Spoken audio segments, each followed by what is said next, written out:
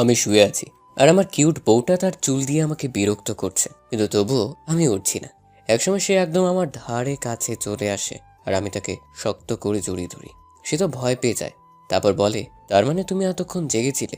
আমি বললাম, হ্যাঁ। তো তুমি কি ভাবছিলে ঘুমিয়ে আছি? এরপর যেই না আমার বউয়ের মুখ আমার মুখের কাছে নিয়ে এসেছি, অমনি মনে হচ্ছে কেউ একজন আমার কম্বল ধরে টানছে। তাই তাড়াতাড়ি উঠে পড়ি আর দেখি আমার মা আমার কম্বল ধরে টানতেছে। আপনারে বলেন তো কেমন লাগে? আমার এমন সুন্দর স্বপ্নটা ভেঙে দিল। আমি এমনিতেই সিঙ্গেল, কত কষ্ট করে একটা স্বপ্ন দেখছিলাম, সেটাও আমার নিজের মা ভেঙে দিল। মনটা চায় কচু গাছের ডালের লগে ঝুলতে, কিন্তু ঝুলবো না, যদি ডালটা ভেঙে যায়। এবার আসুন। তাই মায়ের উপর রাগ দেখিয়ে বললাম, এই তুমি কি আমার নিজের মা? এই সকালবেলা নিজের ছেলের কম্বল নিয়ে টানাটানি করতেছো? ওই ফাজিল, ঘড়ির দিকে তাকিয়ে দেখ তো কয়টা বাজে, আর তুই সকাল বলতেছিস? মা রেগে বলল কথাটা। তারপর ঘড়ির দিকে তাকিয়ে দেখি 9:30 বাজে। আমি বললাম, ধুর মা, আর একটু আগে ডেকে দিবা না? কলেজের জন্য কত দেরি হয়ে গেল। আর তোর কলেজে যাইতে হবে না? কেন?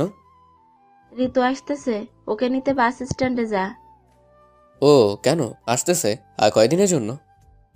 কয়দিনের জন্য না, ও এখন থেকে এখানেই থাকবে। আর তোর কলেজেই ভর্তি হয়েছে। এখন যা, ফ্রেশ হয়ে নে। আর আমি নিচে যাচ্ছি নাস্তা তৈরি করতে। নাস্তা করে ওকে নিতে যাবি? ওকে। তার আর কি, এক দৌড়ে চলে গেলাম ওয়াশরুমে। আসুন, ফ্রেশ হতে হতে পরিচয় দিয়েই দিই, নইলে আবার আমাকে পাগল ভাবতে পারেন যে পরিচয় ছাড়াই বকবক করতেছি। তাই পাগল আপনারাই হন, আমি পরিচয় দিই। আমি মোহাম্মদ আরাফাত রহমান। বাবা মার 2 মাত্র সন্তান, মানে আমার একটা বোনও আছে। আর আমার বাবা ব্যবসা করে, মা গৃহিণী। আমি অনার্স প্রথম বর্ষ, আর যাকে আনতে যাব সে হলো আমার ফুফাতো বোন ঋতু, অনার্স 2য় বর্ষ। এতটুকুই জানেন, বাকিটা গল্প পড়ে জানতে পারবেন। এর মধ্যে আমার ফ্রেশ হওয়া শেষ, তারপর নিচে গেলাম, কিছু নাস্তা করলাম আর বেরিয়ে পড়লাম বাস স্ট্যান্ডে। এরই মধ্যে মাহির ফোন। আপনাদের বলে রাখি, আমার 2টা ফ্রেন্ড আছে, জিগারের দোস্ত, একটা আবিদ আর একটা মাহি। হ্যালো। বল। কি রে, কলেজে আসবি না? দোস্ত, আজকে না আমার শরীরটা খারাপ লাগতেছে, তাই যেতে পারবো না। মিথ্যা বললাম, সত্যিটা বলতে জ্বালাতে জ্বালাতে শেষ করে দিত। আমি একটা মেয়েকে আনতে যাচ্ছি। কেন রে, খুব খারাপ লাগছে নাকি? আমরা আসবো? আরে না, সেরকম না, এমনি রেস্ট নিলেই ঠিক হয়ে যাবে। ওকে, তাহলে সাবধানে থাকিস ভাই। আর কোনো দরকার হলে ফোন দিস। Okay, bye. মাহির সাথে কথা বলতে বলতে চলে আসলাম বাস স্ট্যান্ডে। এসে দেখি কোনো বাস আসেনি, আর আমি জানিও না কোন বাসে আসতেছে। তাই আমি বসার জায়গায় বসে আছি। একটু পর 2টা বাস আসলো। একটু পর হঠাৎ কেউ একজন আমার চোখ ধরে ফেললো, আর আমি ভয়ে হুট করে তাকে জড়িয়ে ধরলাম। তারপর সে আমার চোখ ছেড়ে দিল, আর আমি তার দিলে ঘুরেই অবাক। মনে হচ্ছে আমার সামনে কোনো এক পুরী দাঁড়িয়ে আছে। ওকে, সেই ছোটবেলায় দেখছি। আমার তো ওর দিক থেকে চোখ ফিরছে না। এর মধ্যেও বলে উঠলো, এই কি দেখিস এমন করে? পড়ে দেখি। কি? এখানে পড়ি আসলো কোথা থেকে? এই তো আমার সামনেই দাঁড়িয়ে আছে। দেখলাম ঋতু বেশ লজ্জা পেয়েছে, যা দেখেই বোঝা যাচ্ছে। তার কিছু না বলে একটা রিক্সা ডাক দিলাম, আর দুজনে উঠে পড়লাম। তারপর রাস্তায় আসার সময় দেখলাম ও বারবার আমার দিকে আর চোখে তাকাচ্ছে, আর আমি তাকানেই চোখ ঘুরিয়ে নিচ্ছে। তারপর হঠাৎ সে বলে উঠল, কেমন আছিস? ভালো, আপনি? আমিও ভালো। তারপর আর কোনো কথা হয়নি আমাদের। সোজা বাসায় চলে আসলাম। এসে কলিং বেল দিতেই আম্মু সে দরজা খুলে দিল। মনে হয় দরজার পাশে দাঁড়িয়েছিল আমাদের আসার অপেক্ষায়। তারপর ঋতু সোজা আম্মাকে জড়িয়ে ধরলো আর বলল, কেমন আছো মামি? ভালো মা, তুই কেমন আছিস? ভালো। মামা কোথায়? অফিসে গেছে রে মা একটু। আমি আসছি তাও? মন খারাপ আর কান্না কান্না ভাবে বলল, মন খারাপ করিস না মা, এখনই চলে আসবে। কি একটা দরকারি কাজ আছে, তাই গেছে। হুম। তারপর মা বলল, আরাফাত, যা তো ঋতুকে ওর ঘর দেখিয়ে দে। ঋতু আপু আসেন। আমি আপু বলাতে সে রেগে বোম হয়ে গেল। মা সামনে আছে তাই আর কিছু বলতে পারলো না। তারপর আমি ওনাকে ওনার ঘর দেখিয়ে দিয়ে নিজের ঘরে এলাম আর গোসল করে নিলাম। একটু পর মা এসে দুপুরে খাবারের জন্য ডেকে গেল। আমি আপুর রুমে গেলাম, দেখি সাজতেছে। তাই আমি বললাম, খাবেন না? সে বলল চল। তারপর আমরা নিচে গেলাম, দেখি আব্বু আর আম্মু বসে আছে আমাদের জন্য। ঋতু গিয়ে তো আব্বুকে জড়িয়ে ধরলো। তারপর সবাই মিলে খাওয়া দাওয়া শেষ করে যার যার ঘরে গেলাম, আর আমি ঘুমিয়ে পড়লাম। বিকালে হঠাৎ করে ঋতু এসে ডাকতে লাগলো আর বলল, এই আরাফাত, ওঠ না, চল বাইরে থেকে ঘুরে আসি। ধুর, এই সময় আর ডাক দেন না তো, যাবো না, ঘুমাতে দেন। দাঁড়া, তোর ঘুমানো বের করতেছি। তারপর সে আমার উপর থেকে আমাকে মারতে লাগলো। এই এই কি করছেন, ছাড়েন, আমি যাবো তো যাবো। তারপর ঋতু ছেড়ে দিল আর বলল, যাবি না বলে দেখলি তো আমি কিরকম। দেখলাম তো, একদম শাকচুনি। মনে মনে বললাম হইলে খবর করতো। তারপর ওকে নিয়ে ঘুরতে গেলাম, রাতে বাসে আসলাম। এসে খাওয়া দাওয়া করছিলাম, এমন সময় আম্মু বলল কালকে থেকে ওকে আমাদের কলেজে ভর্তি করে দিতে আর একসাথে যেতে। আমি হ্যাঁ বলে চলে আসলাম। ঘরে এসে ঘুমিয়ে পড়লাম। সকালে হঠাৎ ঘুমটা ভেঙে গেল। আমার বুকের উপর ভারী কিছু অনুভব করছি। চোখ খুলে দেখি একটা মেয়ে আমার বুকের উপর মাথা দিয়ে শুয়ে আছে। আমি তো ভয় শেষ, তাই এক লাফ দিয়ে উঠছি। তারপর দেখি ঋতু আপু আমার উপর শুয়ে আছে। এর মধ্যে আমার এরকম করা দেখে সে উঠে পড়েছে। তারপর আমি তাকে বললাম, এই আপনি আমার রুমে কেন আসছেন? আর আমার বুকের উপর মাথা দিয়ে কেন শুয়েছিলেন? জানেন মুই কত ভয় পাইছি? আহালে, বাচ্চা ছেলে ভয় পাইছে? কোথায় ভয় পাইছে দেখি তো। এই আপনি আপনার এই শয়তানি হাসি বন্ধ করেন তো। কি জন্য আসছেন তাই বলেন। কেন বাবু, আমার হাসি দেখে তোমার কষ্ট হচ্ছে নাকি রাগ হচ্ছে? এবার কিন্তু বেশি বেশি হয়ে যাচ্ছে। ওকে, এই যে দেখো চুপ করলাম। এবার খুশি? খুশি। এবার বলেন, মোর ঘরে আপনি কি করেন? একা একা ভালো লাগছিল না বুঝি? ও হ্যালো, ভালো লাগবে না কেন? আমার মোটেও ইচ্ছা নাই তোমার রুমে আসার। মামি বলল তোকে ডাক দিতে, তাই আসলাম। কলেজে ভর্তি হইতে যাব না সেই জন্য, নইলে জীবনেও তোর রুমে আসতাম না। ডাকা তো দূরের কথা। আচ্ছা বুঝলাম। তো মোর বুকে মাথা দিয়ে কে ছিল?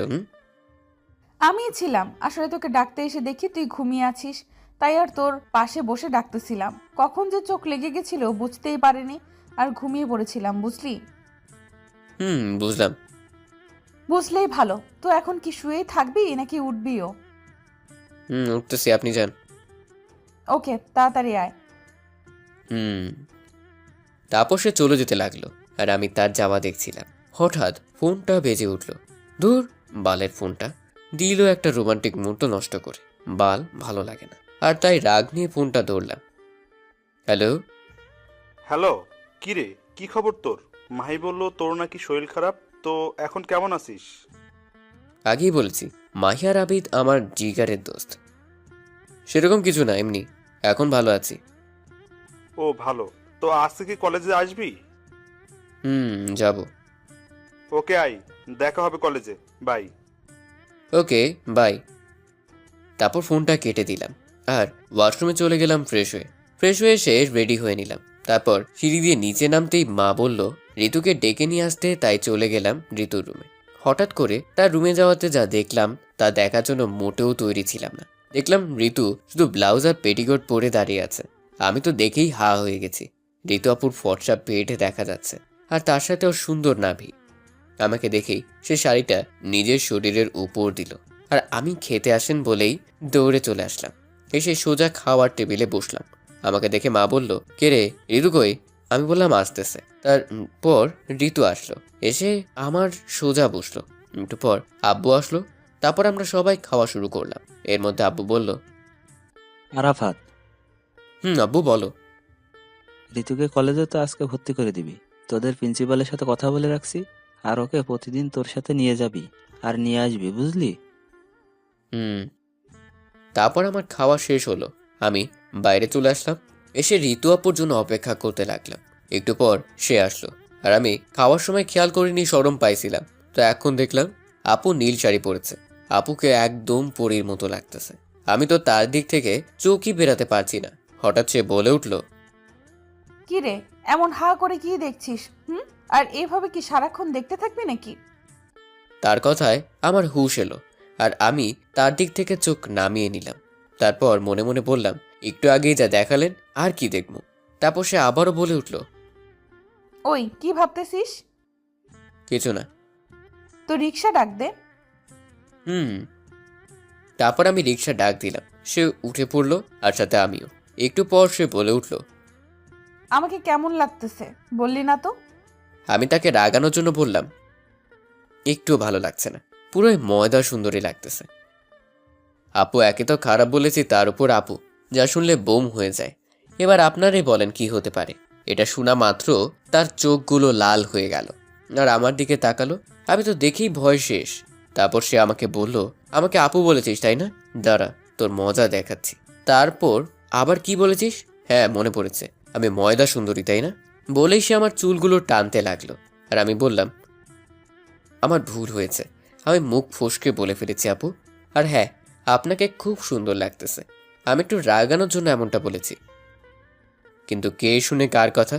একসময় আর না পেরে তার চুল ধরে তার মুখটা আমার মুখের সামনে আনলাম। তারপর 4 ঠোঁট এক করে দিলাম। এমনটা হওয়ায় সে পাথরের মতো হয়ে গেল। টানা 5 মিনিট পর তাকে ছেড়ে দিলাম। তারপর কেউ আর কারো দিকে তাকাচ্ছি না, আর কথাও হয়নি। এভাবে কলেজে চলে আসলাম। এসেই চলে গেলাম প্রিন্সিপালের রুমে, কারণ ঋতুকে তো ভর্তি করাতে হবে। স্যারের রুমের সামনে এসে, স্যার আসতে পারি? আরে আরাফাত যে, আসো আসো ভিতরে আসো, বসো। ধন্যবাদ স্যার। তুমি কি ঋতু? জি স্যার, আমি ঋতু। তোমার মামার সাথে একটু আগেই কথা হয়েছে। ও, তো মামা কি বললেন? বললেন ভর্তি করে নিতে। তো তুমি কি তোমার সব কাগজপত্র নিয়ে এসেছো? স্যার, এই নেন। তারপর স্যার সব কাগজ দেখলো আর বলল, রেজাল্ট তো ভালোই। তারপর তাকে ভর্তি করে নিল আর আমাকে বলল ক্লাসটা দেখিয়ে দিতে। জি স্যার, এখন তাহলে আসি। আসো। আর হ্যাঁ, দুজনকেই বলছি, মন দিয়ে পড়াশোনা করো, okay? Okay sir. Okay sir. Good, এখন আসতে পারো। তারপর আমরা ওখান থেকে চলে আসলাম আর ঋতুকে ওর ক্লাসে দিয়ে আসলাম। আর আমি আমাদের পছন্দের জায়গায় গাছতলা চলে আসলাম। এসে দেখি মাহি আর আবিদ বসে আড্ডা দিচ্ছে। আমিও গেলাম আর বললাম, কেমন আছিস রে তোরা? আমরা আর কেমন থাকবো, যেমন ছিলাম তেমনই। কিন্তু তুই তো মনে হয় ভাবিকে নিয়ে খুব ভালো আছিস, তাই না? মানে তোর কটা ঠিক বুঝলাম না। না বোঝার তো কিছু নাই। তুই যে একটা মেয়ের সাথে এক রিক্সায় কলেজে আসলি, মেয়েটা কে?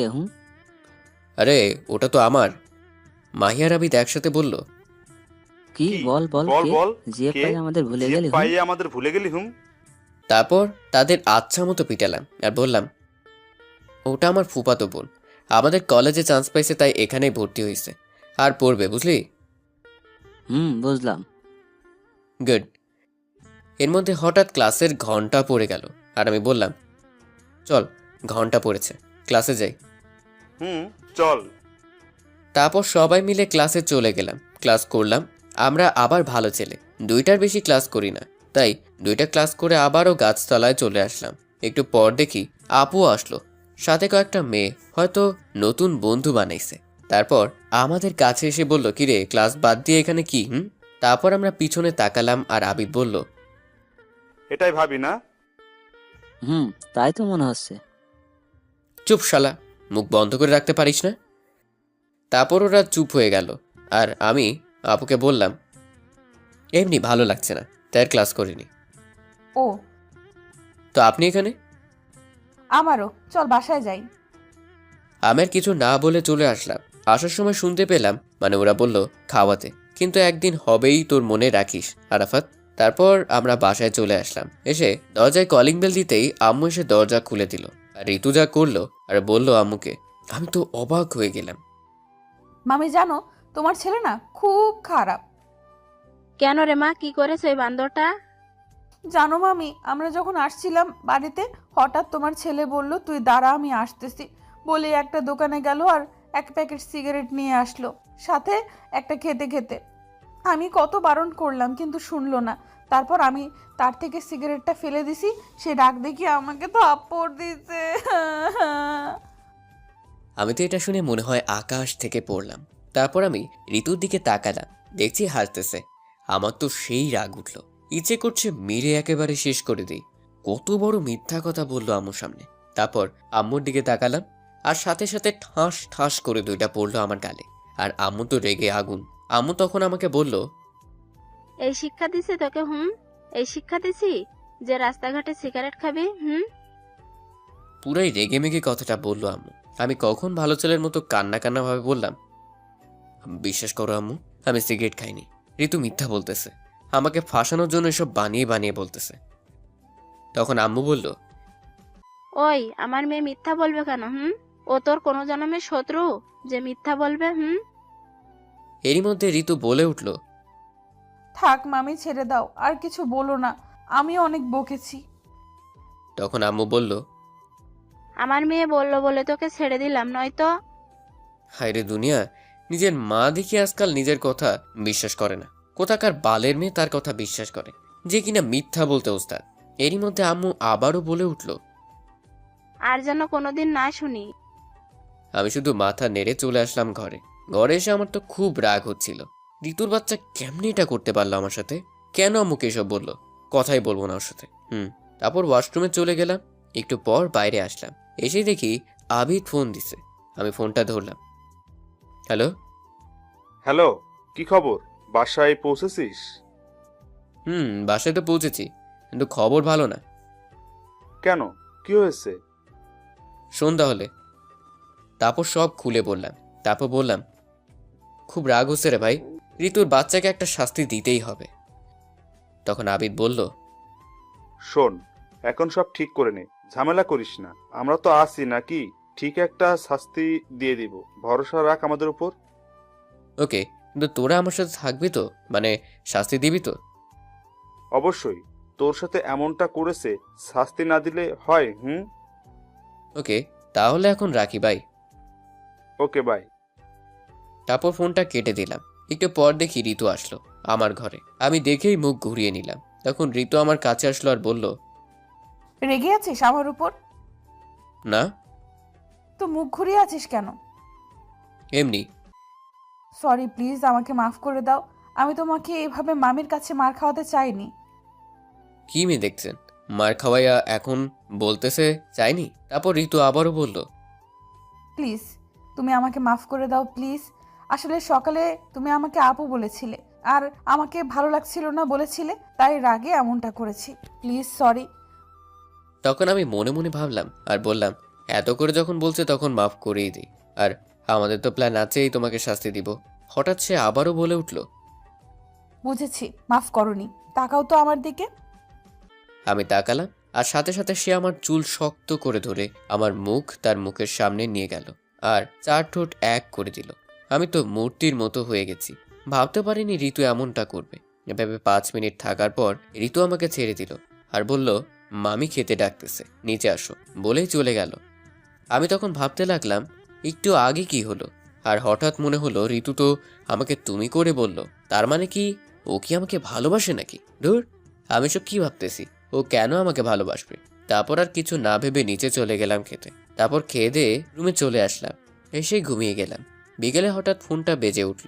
আমি লাফ দিয়ে উঠি, দেখি কে ফোন করলো। তারপর ফোনটা হাতে নিলাম, দেখি মাহি ফোন করেছে। ধরলাম।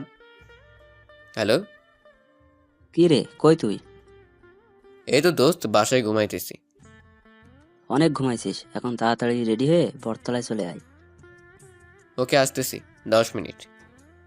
ও, আপনাদের বলে রাখি, আমরা বটতলা নামের এক জায়গায় আড্ডা দিই। তারপর আর কি, উঠে ফ্রেশ হলাম, রেডি হয়ে বেরিয়ে পড়লাম বটতলায়। একটু পর চলে আসলাম বটতলায়। এসে দেখি হারামি 2টা বসে আছে। আমি গেলাম। আসতিস, বস। হুম। মামা, 3 কাপ চা দাও তো। ভাই, আমি আজকের বিলটা দিবনি, ওকে? হ, আমাদের তো ভূতে ধরছে, তাই না? এই সামান্য চায়ের বিল দিয়ে তোর ট্রিট শেষ? ওটি হচ্ছে না মামা। ঠিক বলেছিস, শালা তো দেখি আমাদের ঠকাতে আসছিল, এখন নিজেই ঠকে গেল। মনে মনে বললাম, শালারা ধরতে পারছে রে, ধুর। তারপর একটু ভাব নিয়ে বললাম, আমি চায়ের বিল দিতে চাইলাম যাতে তোদের টাকা বাঁচে। তোরা তো শুনলি না, আমাকে যা নয় তা বলতেছিস। ভালো। মামা, তুমি এখন যতই ভাবলাও কাজ হবে না, তোমাকে কিন্তু খাওয়াতেই হবে। ঠিক আছে ঠিক আছে, খাওয়াবো। তার আগে আমাকে যেটা ফোনে বলেছিলি তার একটা ব্যবস্থা করে দে। তারপর আরে মামা, ওই জন্যই তো তোমাকে ডেকেছি। আমার কাছে একটা দারুণ প্ল্যান আছে। তো বল ভাই, কি প্ল্যান? আরে দাঁড়াও, বলতেছি। তার আগে বল, ঋতু আপু কি তোকে পছন্দ করে, মানে কেয়ার করে? হুম। শোনো তাহলে, আমরা 3জন তো শুধু জানি মাহির জিএফ আছে, আর তো কেউ জানে না, তাই না? হ্যাঁ, মাহির একটা জিএফ আছে, এটা শুধু আমরা 3জন জানি। আবিদের এই কথা শুনে মাহি কাশতে লাগলো। আরে ওরে কেউ পানি দে। তো ওর জিএফকে কিছুদিন তোর নিজের জিএফ বানিয়ে ঋতুর সামনে অভিনয় করবি, তাহলেই দেখবি সে জ্বলতেছে, আর এভাবেই তাকে শাস্তি দিতে পারবি। কেমন লাগলো বল আইডিয়াটা? ঠিকই বলেছিস। বালের ঠিক বলেছিস।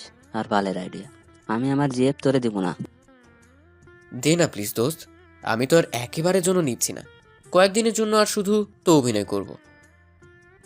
আরাফাত তো ঠিকই বলেছে। তুই আর একটা কথাও বলবি না। শালা তোর জন্য এসব হলো। তারপর অনেক বুঝিয়ে মাহিকে রাজি করালাম এবং বলে আসলাম কালকেও জিএফকে নিয়ে আসতে কলেজে। তারপর বাসায় চলে আসলাম, এসে খেয়ে দিয়ে ঘুমিয়ে পড়লাম। আপুর সাথে একটা কথাও বলিনি, শুধু মনে মনে বলতেছি কালকে থেকে তোমার হবে। সকালে ঘুম থেকে উঠে তাড়াতাড়ি কলেজে গেলাম, কারণ মাহির জিএফকে সব বুঝিয়ে দিতে হবে। তারপর কলেজে গেলাম, দেখলাম ওরাও চলে আসছে। তারপর মাহির জিএফের সাথে কথা বলে সব বুঝিয়ে দিলাম। আর হ্যাঁ, মাহি সব বলে রাখছে, তাই বেশি কিছু করতে হয়নি। একটু পর আমরা গাছতলায় বসে আছি, মাহির জিএফ আমার পাশে। তখন দেখলাম আপু আসতেছে, তাই আবিদ আর মাহি চলে গেল। আমি আর মাহি জিএফ হাত ধরে বসে রইলাম। আমাদের এরকম অবস্থায় আপু দেখে আমাদের কাছে আসলো, আর যা করলো আমি তো ভাবতেও পারিনি। আপনারা কি ভাবছেন আমাকে দিছে? আরে না, মাহির জিএফকে দিয়েছে। আমি ভালো ছেলে বুঝলেন, সেটা আপু জানি, তাই মুইকে দেয়নি এমন একটা ভিটামিন। তারপর আপু বলতে লাগলো, ওই মেয়ে, কলেজে কি এসব করতে আসো? হ্যাঁ, পড়াশোনা বাদ দিয়ে একটা ছেলের সাথে গাছতলায় বসে প্রেম চলতেছে। সরি আপু। আর কিছু বলতে পারলো না, তার আগেই ঠাস করে আর একটা দিয়েছে আপু। আরে বেচারি নাটক করতে এসে ভিটামিন খাচ্ছে, আর তাকে থামিয়ে দিয়ে আবারও আপু বলল, কোনো সরি না, আর যেন কখনো এইসব না দেখি, বোঝা গেছে? মাই শুধু মাথা নেড়ে হ্যাঁ বলে চলে গেল, আর আমি এতক্ষণ নির্বাকের মতো দেখছিলাম এসব। এরপর মাহির চলে যাওয়ার পর আপু আমার দিকে তাকালো। আমি একবার তাকিয়ে বুঝতে পারছি আমার কপালে দুঃখ আছে, কারণ তার চোখ দেখে মনে হচ্ছে এক্ষুনি আগুন বের হবে। তাই আমি আর তার দিকে তাকালাম না, চোখ নামিয়ে নিলাম। আর সাথে সাথে ঠাস ঠাস ঠাস। ওমা, এবার দেখি থাপ্পড়টা আপু আমাকে দিছে। আপনারা ভালো না, আপনারা আমার জন্য দোয়া করেননি, বরং চাইছেন যাতে আমি মার খাই, তাই না? দুষ্টু সবাই। আসুন, আমি যেহেতু থাপ্পড়টা খেয়েই ফেলেছি, তখন কি আর করার। শুধু একটা কথাই বলি, আপনারাও যাদের বিয়ে হয়েছে তারা এখন থেকে বউয়ের হাতে থাপ্পড় খান, আর যারা করেনি তারা যেন বিয়ের পর খায়। মজা করে বললাম, প্লিজ কেউ কিছু মনে করবেন না। আর আমার দোয়া আমি মন থেকে করিনি, তাই চিন্তা নেই। তারপর আপু আমাকে বলল, এসব কি? তুই মেয়েদের সাথে হাত ধরে বসে থাকিস, তাদের সাথে প্রেম করিস? আপু আমি তো। চুপ, আর একটাও কথা বলবি না তুই। চল আজকে বাসায়, তারপর তোর হবে। প্লিজ আপু। বলতে না বলতেই ঠাস করে আবার চর। এবার আমি বুঝতে পারছি চরটা কেন দিল। সরি ঋতু, আর কখনো এমনটা হবে না, প্লিজ। বাড়ি থেকে কিছু বলো না প্লিজ। আমার মুখ থেকে তুমি শুনে আমার দিকে তাকালো, দেখে বুঝাই যাচ্ছে তুমি করে বলাতে রাগটা কমেছে। এরপর সে আমাকে বলল, কেন তুমি ওই মেয়েটার সাথে ওইভাবে কথা বলছিলে? কেন ওর সাথে প্রেম করতেছিলে? জানো না আমি তোমাকে? তুমি আমাকে কি কিছু না। না বললে কিন্তু আমি আবার ওই মেয়েটার কাছে চলে যাব। তখন ঋতু আমাকে জড়িয়ে ধরলো আর বলল, দেখি তো কেমন করে যাও। আরে কি করছেন, সবাই দেখছে তো নাকি? দেখো, তাতে আমার কি? আপনার না হলেও আমার অনেক কিছু, ছাড়েন। তারপর জোর করে ঋতুকে ছাড়িয়ে নিল। তারপর আমি বললাম, তুমি যদি না বলো তুমি আমাকে কি, তাহলে কিন্তু আর কখনো তোমাকে তুমি করে বলবো না, আর কথাও বলবো না। তারপর আমার দিকে তাকিয়ে আবার নিজের দিকে তাকিয়ে বলল, আমি তোমাকে ভালোবাসি।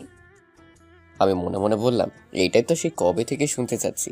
তারপর একটু না জানার ভান করে বললাম, কি এসব কি বলতেছেন, মাথা ঠিক আছে তো নাকি?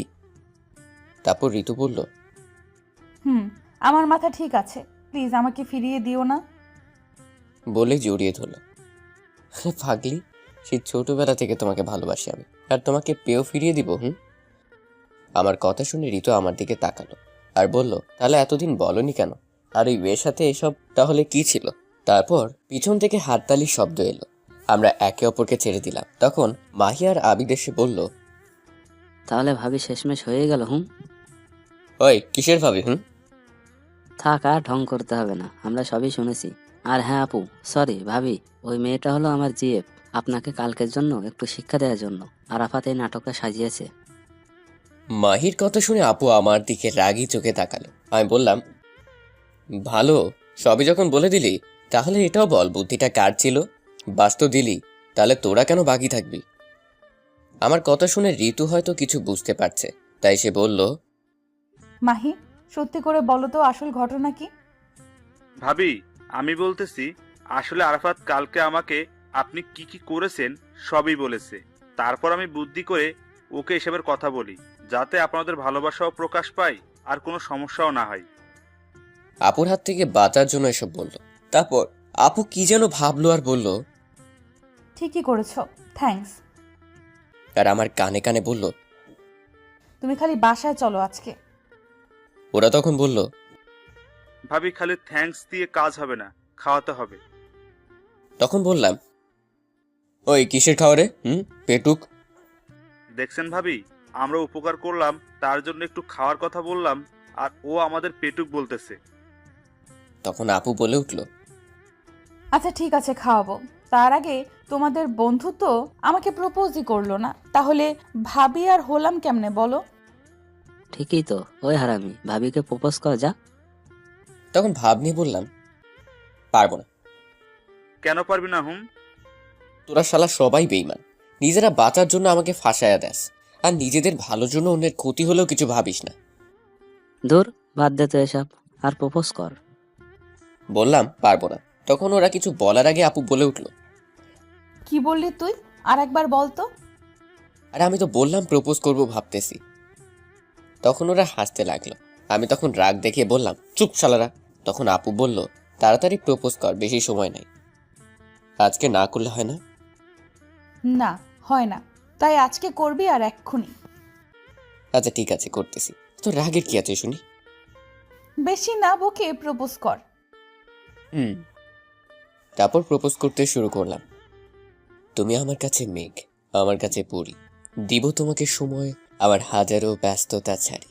সকালের সূর্য তুমি, রাতের ওই চাঁদ, ভালোবাসায় জড়িয়ে রাখবো তোমায় সারা দিন রাত। হবে কি তুমি আবার পথ চলার সাথী? হবে কি আমার শেষ ভরসা? গোলাপের প্রথমে কলি আসে, পরে আসে ফুল, আমি তোমায় ভালোবাসি ঋতু, আই লাভ ইউ। তারপর ঋতু আমাকে শক্ত করে জড়িয়ে ধরল আর বলল, হ্যাঁ, আমি তোমার সব হব।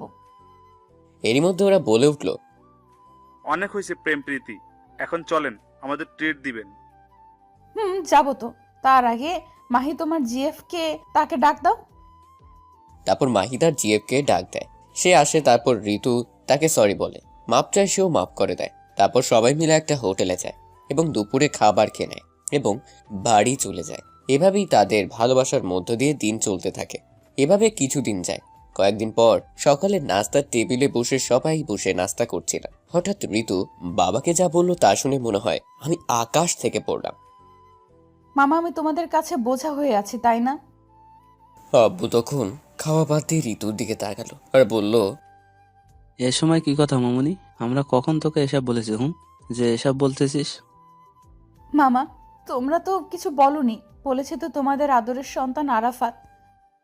আমি তো ঋতুর কথায় আকাশ থেকে পড়লাম। আরে আমি এসব কখন বললাম? তখন আব্বু বলল, দেখছো আরাফাতের মা, তোমার ছেলে কতটা কুলাঙ্গার হয়ে গেছে।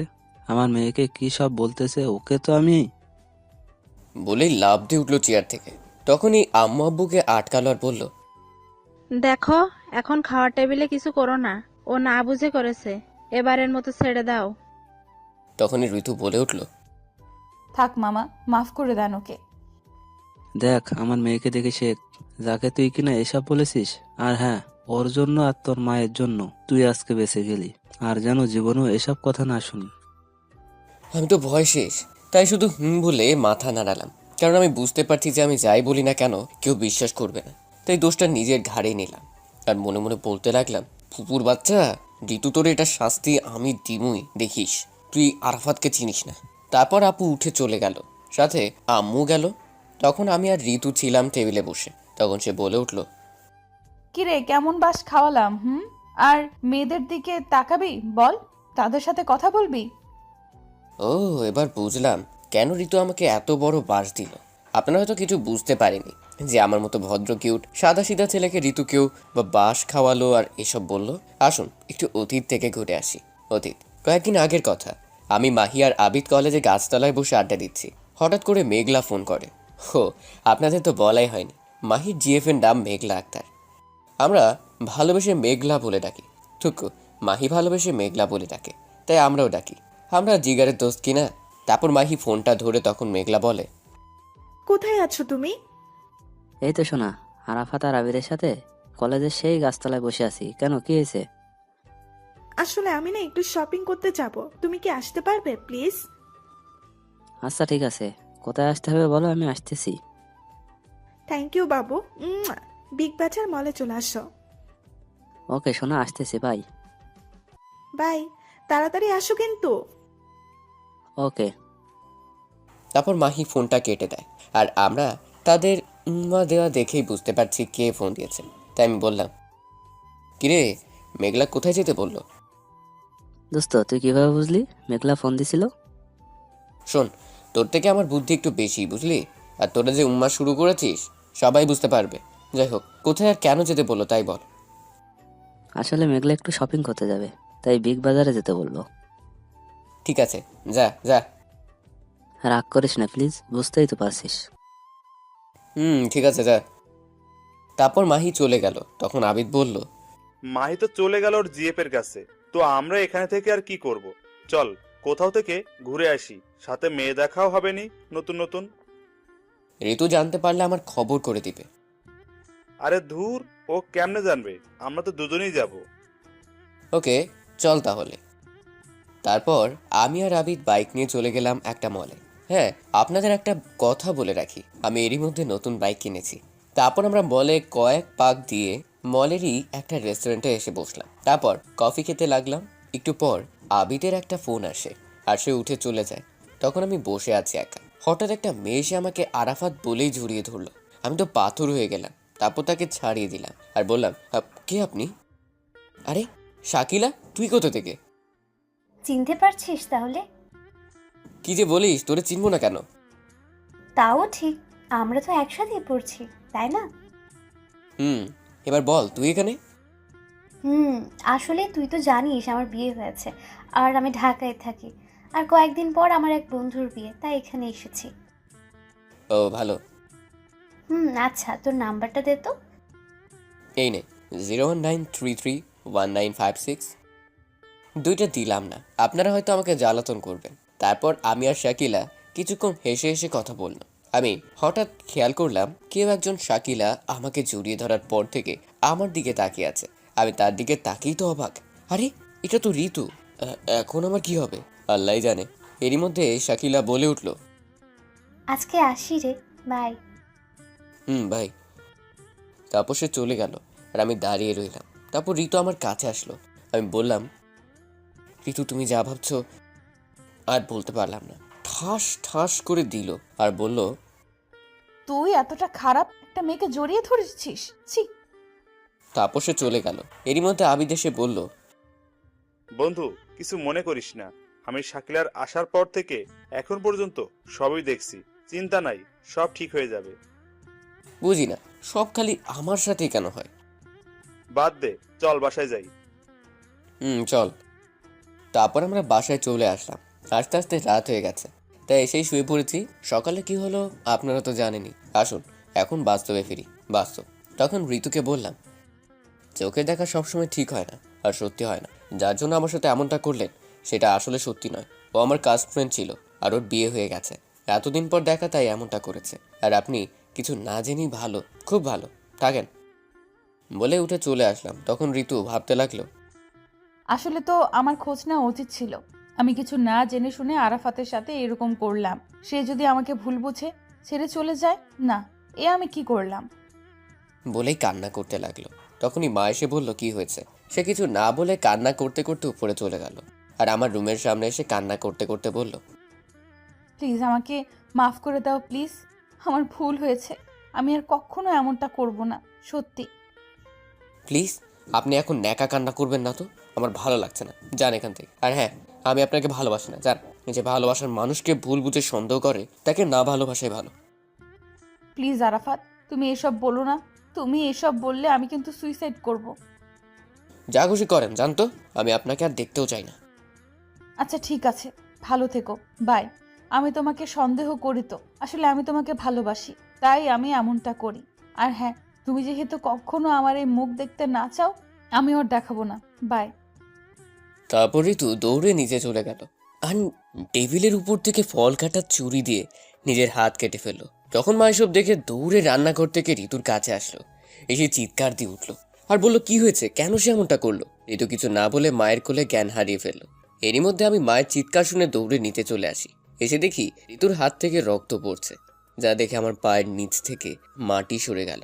আমি ভাবতে লাগলাম যে ঋতু তাহলে সত্যি সত্যি সুইসাইড করলো। না, আর ভাবতে পারছি না। এরই মধ্যে মা বলে উঠলো, দেখো আরাফাত, ঋতু কি করে ফেলেছে, তুই কিছু একটা কর। মা তুমি কান্না করো না, আমি এক্ষুনি ওকে হাসপাতালে নিয়ে যাচ্ছি। বাবা, তাই কর, আমার মেয়েটাকে তুই বাঁচা। তারপর আমি ঋতুকে কোলে তুলে নিয়ে গাড়িতে বসালাম আর নিজে গাড়ি চালিয়ে ঋতুকে হাসপাতালে ভর্তি করে দিলাম। কিছুক্ষণের মধ্যে আবিদার মাহিও চলে আসলো।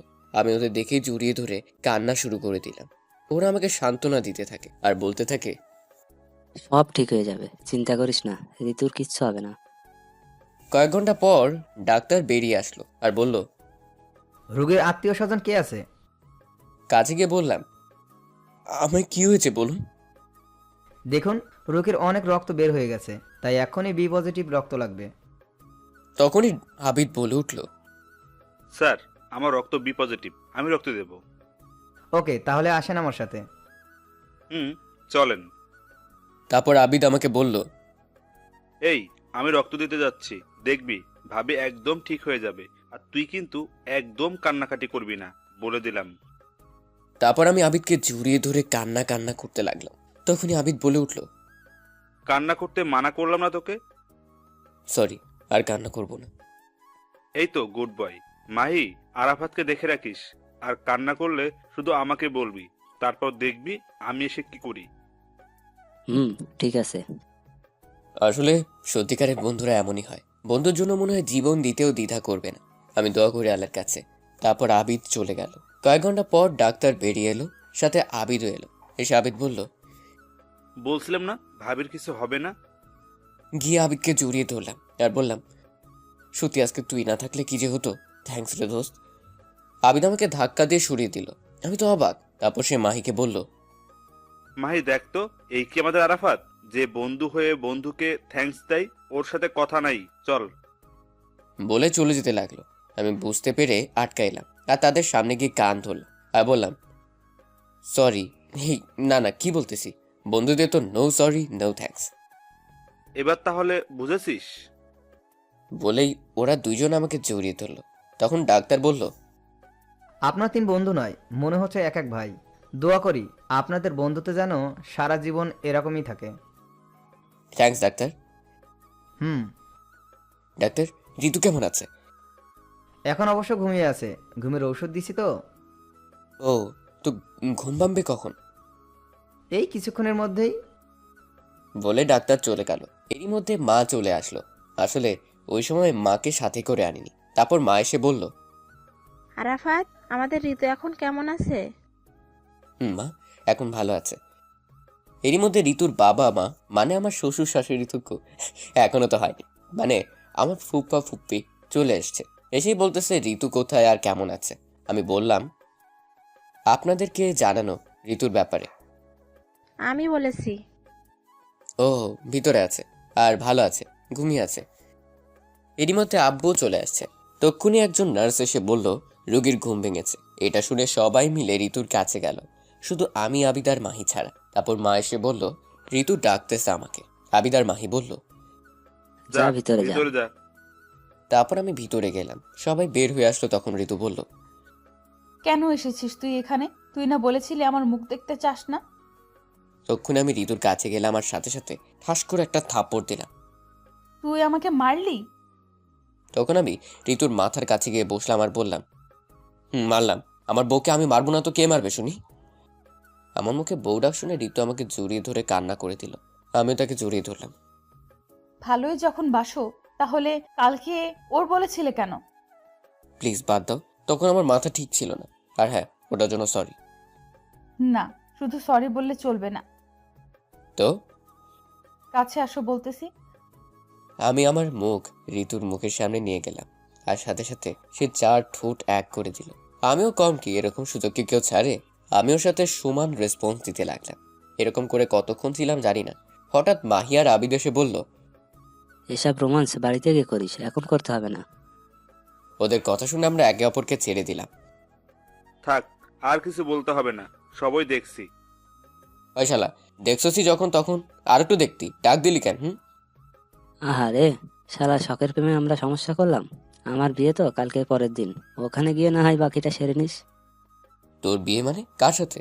আর এখন বলতেছিস কেন?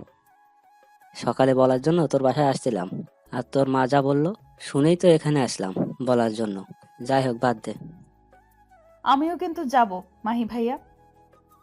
ভাবি, অবশ্যই যাবেন, তাই জন্যই তো আপনাদের দুজনকে নিতে আসলাম, মার্কেটে যাব। শোন, আমি যাচ্ছি, কিন্তু ঋতুকে না, ওর শরীর খারাপ, ও বাসায় থাক। না, আমিও যাব। কিন্তু কোনো কিন্তু না, আমি যাব আর মেঘলাকে নিজের হাতে সব পছন্দ করে কিনে দেব। যথাজ্ঞা মহারানী, এখন অন্তত বাড়িতে যাই। কিন্তু আমি যাব কি করে? কেন, পায়ে হেঁটে? না প্লিজ, কোলে করে নিয়ে যাও না। এখানে সবাই দেখলে কি ভাববে? কিছু ভাববে না। মাহি, আবিদ ভাইয়া আপনার কিছু বলেন না? ঠিক ঠিক, ভাবি অসুস্থ, নে কোলে নে। তোদের আর পাম দিতে হবে না, চুপ থাক। তারপর ঋতুকে কোলে করে নিয়ে আসলাম। সবাই হা করে দেখছিল। তারপর বাড়িতে এসে ওকে ঘরে নিয়ে যেয়ে শুইয়ে দিলাম। তারপর মা এসে ওকে খাইয়ে দিয়ে রেস্ট নিতে বললো, আর আমি ফ্রেশ হতে গেলাম। তারপর দুপুরে খেয়ে নিলাম।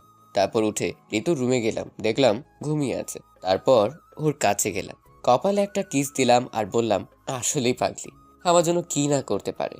তখন হঠাৎ সে বলে উঠলো, সব করতে পারি। তুমি ঘুমাওনি? না, কেন? এমনি। একটু পর মাহির ফোন আসলো, বলল রেডি হয়ে বিগ বাজার মলে চলে আসতে। তারপর ফোন কেটে দিয়ে আমি রেডি হয়ে চলে আসলাম। তারপর বিয়ের মার্কেট করছিলাম আর আমি ঋতুর সাথে দুষ্টুমি করছিলাম। এভাবে সব কেনাকাটা শেষ করে বাসায় চলে আসলাম, ওরাও চলে গেল। তারপর রুমে এসে ওয়াশরুমে চলে গেলাম ফ্রেশ হতে। বাইরে বের হয়ে এসে দেখি ঋতু আমার বিছানায় বসে আছে। তখন আমি বললাম, কি ব্যাপার মিস, তুমি আমার ঘরে কি মনে করে? কেন, আসতে পারি না নাকি? আসতে পারবে না কেন? অবশ্যই পারবে। তো এখন কেন এসেছো তাই বলো। আমি খেতে যেতে বললো, তাই তোমাকে ডাকতে এসেছি। আচ্ছা, তাই নাকি? তাই চলো এখন। বলে ঋতু যেই না চলে যেতে লাগলো, অমনি আমি পেছন থেকে ওর হাত ধরলাম আর নিজের কাছে নিয়ে আসলাম। এসে পেছন থেকে জড়িয়ে ধরলাম আর ওর ঘাড়ের উপর মুখ রেখে বললাম, মিস, আসছো তোমার ইচ্ছেতে, যাবেও কি তোমার ইচ্ছেতে? একটু আদর না দিলে? দেখো, এখন কিছু করবে না, আর হবেও না। কেউ এসে পড়বে, ছাড়ো। না, আমি কিছু শুনতে চাই না, বলে ওকে আমার দিকে ঘুরালাম। তখন ঋতু বলল, দেখো, ভালো হবে না কিন্তু। আর বলতে দিলাম না, তার আগেই 4 ঠোঁট এক করে দিলাম। এভাবে 5 মিনিট ছিলাম। হঠাৎ ছোট বোন এসে বলল, আমার ছোট বোনের নাম সুইটি। হায় রে প্রেম রে, একজনকে বললো আরেকজনকে ডাক দিতে, সে ডাকতে এসে নিজেই প্রেম করতে ব্যস্ত। সুইটির কথা শুনে আমরা একে অপরকে ছেড়ে দিলাম। তারপর আমি বললাম, আসলে সুইটি, তুই যা ভাবছিস তা না, ওর চোখে কি যেন পড়েছিল, তাই আমি। থাক, আর কিছু বলতে হবে না, আমি সবই দেখছি, নিচে আয়। বলেই চলে গেল। ধুর, এই সুইটি আসার আর সময় পেল না। বলেছিলামই কেউ চলে আসবে, কিন্তু কে শুনে কার কথা? হয়েছে, আর বলতে হবে না, নিচে চলো। এখন তো নিচে যাবেই। বাস যা খাওয়াইলা, নিচে যাবা না? আমি বাস না, দাঁড়াও, দেখাচ্ছি মজা। বলে ঋতুকে ধরতে গেলাম, ও দৌড়ে চলে গেল, সাথে আমিও গেলাম। তারপর খাওয়ার টেবিলে আমরা সোজাসুজি বসলাম। আমাদের দেখে সুইটি খালি হাসতেছে। আমি ওর কানে কানে বললাম, চুপ, এত হাসিস কেন? ঘরের ভেতরের ঘটনা কি বলে দেব? ভয় দেখাচ্ছিস আমাকে? বোন, তোর পায়ে ধরি, কিচ্ছু বলিস না। চকলেট দিমুনি? ওকে, মনে থাকে জানো। অবশ্যই। তারপর আমরা খেতে লাগলাম সবাই মিলে। আর আমি ঋতুর পায়ে সুড়সুড়ি দিচ্ছি। ও খেতে পারতেছে না। এরই মধ্যে মা হঠাৎ বলে উঠল, আরাফাত শোন, মা বলো। বলছিলাম কি, ঋতু তো বড় হয়েছে, তো আমরা সবাই মিলে ঠিক করছি ওরে বিয়ে দিব। তুই কি বলিস? মায়ের এই কথা শুনে আমি মনে হয় আকাশ থেকে পড়লাম। তখন আমি ঋতুর দিকে তাকালাম, দেখি সেও আমার দিকে তাকিয়ে আছে। এরই মধ্যে মা আবারও বলে উঠল, কি রে বল। মা এত তাড়াতাড়ি ওর বিয়ে দিবা? আরো পরে দাও, আগেও পড়াশোনা শেষ করুক। ছেলেটা খুব ভালো, আর ছেলের বাবা মা বলেছে বিয়ের পরও তাকে পড়াবে। এইদিকে এইসব শুনে আমার বুকে ব্যথা অনুভব করলাম, তাই আর বেশি কিছু না বলে শুধু বললাম, যা ভালো হয় করো। বলেই ঘরে চলে আসলাম। তখন মা বলল, এটা কি হলো? ও ঘরে গেল কেন? থাক, বাদ দাও তো মা, যে চাই যাক, তুমি বিয়ের কথা বলো। কিন্তু তাও। বাদ দাও না মামি, এসব বিয়ের কথা পরে না হয় দিও, আরাফাত যখন অমত দিচ্ছে।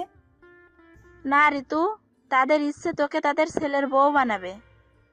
তারপর তারা একটু কথা বলে খাবার শেষ করলো। তারপর ঋতু আমার রুমে আসলো। হঠাৎ চলে আসলে যে? কেন আসছি জানো না? কিন্তু সবাই কি ভাববে? বারে বারে এইদিকে আমার ভালোবাসার মানুষকে আমি হারাতে চলেছি, আর তুমিই ভাবতেছো কে কি ভাবলো। এতটা ভালোবাসো আমাকে? আর কিছু না বলেই ঋতুকে জড়িয়ে ধরলাম আর বললাম, আমি তোমাকে ছাড়া বাঁচবো না। আমি তো ঠিক আছে, আমরা মাহির বিয়ে হয়ে গেলে আমাদের ভালোবাসার কথা বলবো সবাইকে, ঠিক আছে? তারপর হঠাৎ মাহির ফোন আসলো। আমি ধরলাম। সে বলল, সকাল সকাল চলে আসিস কিন্তু, অনেক কাজ আছে। ওকে। তারপর ফোন কেটে দিয়ে ঋতু ওর ঘরে গেল। আমি শুয়ে পড়লাম আর ভাবতে লাগলাম, আমি কি সত্যিই ঋতুকে হারিয়ে ফেলবো? তারপর কখন যে ঘুমিয়ে গেছি মনে নেই। সকালে ফোন বাজতেছে। আমি ঘুম চোখে নাম না দেখেই ধরলাম। হ্যালো। ওই শালা, কিসের হ্যালো হুম? কই তুই? এই তো বাড়িতে। কেন, কি হয়েছে? কেন, কি হয়েছে? দেখ তো কয়টা বাজে, তোকে কখন আসতে বলেছি? তখন ঘড়ির দিকে তাকিয়ে দেখি 7টা বাজে। তারপর আমি বললাম, 5 মিনিট আসছি বন্ধু, দাঁড়া। তারপর ফোন কেটে দিয়ে কোনো রকম ফ্রেশ হয়ে চলে গেলাম মাহির বাসায়। তারপর থেকে শুরু হলো কাজ আর কাজ। হঠাৎ ফোন আসলো, দেখি ঋতু ফোন দিয়েছে। হ্যালো। খাইছো দুপুরে? না, এখন খাবো কেন? সময় হোক, খাবনি। তুমি খাইছো? সময় আবার কখন হবে? দেখো তো কয়টা বাজে। ঘড়িতে দেখি 3টা বাজছে। হায় হায়, কাজের খেয়ালই নাই যে কয়টা বাজে। তারপর সে বলল, তাড়াতাড়ি খেয়ে নাও। আর শোনো। বলো। সন্ধ্যায় তাড়াতাড়ি রেডি হয়ে থেকো, আমি নিতে যাবনি। ওকে। তারপর ফোন কেটে দিলাম। আবারও কাজে মন দিলাম। খাওয়ার কথা মনেই নাই। এভাবে সন্ধ্যা হয়ে গেল। আমি ঋতুকে নিতে গেলাম। ঋতুর রুমে গেলাম, গিয়ে দেখলাম সে একটা নীল শাড়ি পরে আছে। মনে হচ্ছে একটা পরী বসে আছে আমার সামনে। তারপর সে চোখে কাজল দিল, মেকআপ করেনি, এমনিতেই যে সুন্দর। তারপর সে ঠোঁটে লিপস্টিক দিতে লাগলো। আমি বললাম, এটা দিও না। তুমি কখন আসলে? একটু আগে। আর হ্যাঁ, ওটা দিও না, আমার ওসব পছন্দ না। ওকে। তারপর ঋতুকে নিয়ে চলে গেলাম মাহির বাসায়। তারপর সবাই মিলে আনন্দ করে গায়ে হলুদের অনুষ্ঠান শুরু হলো। আর আমরা মানে আমি আর আবিদ শুধু মেয়েদের সাথে টাঙ্কি মারতে লাগলাম। হঠাৎ দেখি ঋতু আমাকে ধরে নিয়ে একটা ঘরে গেল। তখন আবিদ বলল, আজকে তুই শেষ। তখন তাকে দেখি ঋতুর চোখ দিয়ে আগুন বের হচ্ছে রাগে। কি হয়েছে, এভাবে ঘরে আনলে কেন? কেন আসছি জানিস না তুই? না বললে কেমনে জানবো? মেয়ে দেখলেই টাঙ্কি মারতে ইচ্ছে করে, তাই না? ওকে, তোর টাঙ্কি মারা বের করব। সরি, আসলে। কোনো সরি না, তারা তুই। বলেই সে একটা লাঠি দেখতে পেল আর হাতে নিয়ে বলল, এবার কি হবে বল? তুমি আমাকে মেরো না প্লিজ। আমার কিছু হলে তোমারই কষ্ট হবে না। হোক। আচ্ছা সরি, আর জীবনেও এমনটা করবো না, প্রমিস। ঠিক তো? 100% ঠিক। ওকে। তাহলে লাঠি ফেলে দাও আর বাইরে চলো। ওকে। তারপর আমরা বাইরে চলে আসলাম। বন্ধু, কি হলো এতক্ষণ? কিছু না। আমি তো জানি। তাহলে চুপ থাকো। এভাবে গায়ে হলুদের অনুষ্ঠান শেষ হলো। রাতে আমরা বাড়ি ফিরলাম। মাহি আসতে দিবে না, তাও জোর করে আসলাম। ঋতুর ভালো লাগছে না তাই। বাড়িতে এসে ঋতু ওর ঘরে গেল, আমিও আমার ঘরে গেলাম। তারপর ঘুমিয়ে পড়লাম। সকালে তাড়াতাড়ি উঠলাম, কারণ আজকে মাহির বিয়ে। তারপর আমি চলে গেলাম মাহির বিয়েতে, আর বাড়িতে বলে গেলাম তাড়াতাড়ি যেতে। আর ঋতু বলল ও মেঘলার বাসায় যাবে। আমি মাহির বাসায় এসে সব কাজ করলাম। তারপরে ওকে গোসল করিয়ে সবাই মিলে বের হলাম বিয়ের উদ্দেশ্যে। একটু পর আমরা সবাই চলে আসলাম মেঘলাদের বাড়িতে। তারপর গেটে কয়েকজন মেয়ে দাঁড়িয়ে আছে। মাহি ওদের দেখেই আমাকে বলল, ভাই তুই একটু সব ম্যানেজ করিস। ওকে, চিন্তা নাই। তারপর আমরা ওদের কাছে গেলাম। তখন সবাই বলে উঠল, আসেন দুলা ভাই আসেন, শরবত খান। সে না হয় বর শরবত খাবে, কিন্তু আপনাদের তো চিনলাম না। ওদের মধ্যে একজন বলল, আমি সুলতানা সাদিয়া, মেয়ের ছোট বোন। আর এ হলো আমার খালাতো বোন আরিফা। এ হলো আমার চাচাতো বোন রিমা। এভাবে পরিচয় করিয়ে দিল। তখন আমি বললাম, আচ্ছা, তার মানে আপনারা আমার বেআইন, তাই তো? তখন আবিদ আমার কানে কানে বলল, বন্ধু, সাদা কিন্তু আমার, ওকে কিছু বলিস নাই।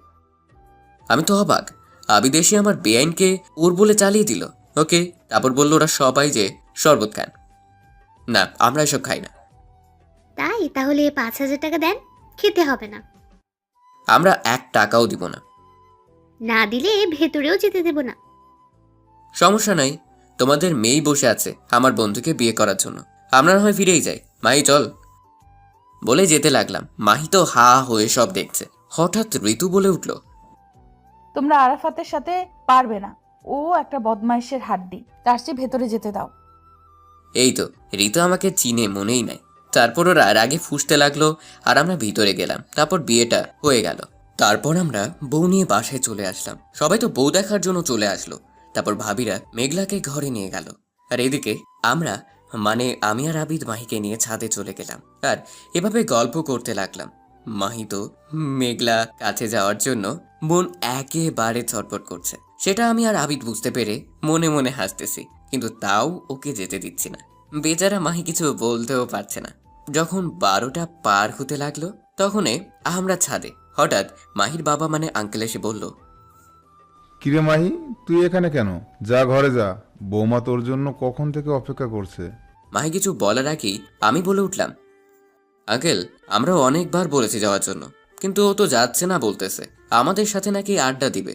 বলেন তো, এটা কি ঠিক দেখায়? নতুন বউ ঘরে রাইখা আমাদের আড্ডা দিচ্ছে, তাও আবার আজকে ওদের বাসটা। আমি জানি মাহি আঙ্কেলকে খুব ভয় করে, তাই জায়গা মতো দিলাম একটা। মাহি তো আমার কথা শুনে হা হয়ে গেছে। শালা, তোরা নিজেরাই যেতে দিলি না, আর এখন নিজেরাই বলতেছিস যেতে বলছিস। হুঁ, মাহি কিছু বলার আগেই আঙ্কেল আবারও বলে উঠল, কি হলো, এখনো এখানে দাঁড়িয়ে কি করিস?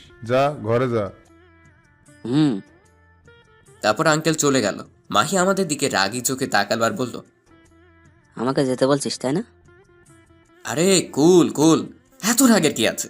আমরা তো একটু মজা করলাম। চল, তোকে ঘরে দিয়ে আসি।